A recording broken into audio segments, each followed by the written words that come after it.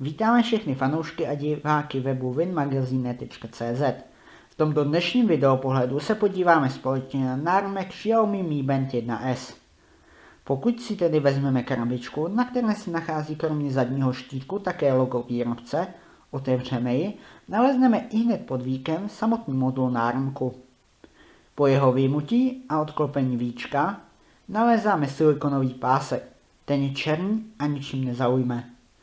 Jdeme dále. V této přihrádce nalezla své místo také napájecí kolébka, se kterou dodáte náramku šťávu, když bude vybitý.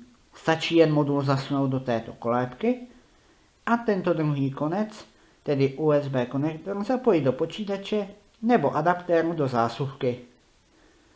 To je již celé balení a jako u většiny fitness náramků ani zde nemůžeme očekávat nic speciálního. Nyní si povíme něco málo ke specifikacím tohoto krásného kousku. Náramek nové generace narostl oproti první generaci o 1 mm na délku a o 1 na tloušťku. Jeho váha se zastavila již na necelých 5,5 gramech. Výrobce do tak malého těla zakomponoval baterii o kapacitě 45 mAh. Náramek se oproti jiným může pochlubit také certifikací IP67. Je tedy odolný vůči vodě do 1 metru po dobu 30 minut, ale také prachu.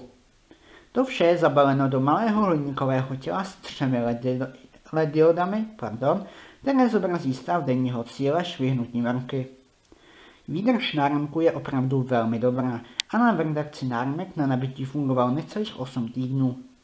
Nutno podotknout, že jsme ji používali každý den a naměřili denně v průměru 15 000 kroků. A alespoň 2krát do dne jsme také použili čidlo tepu.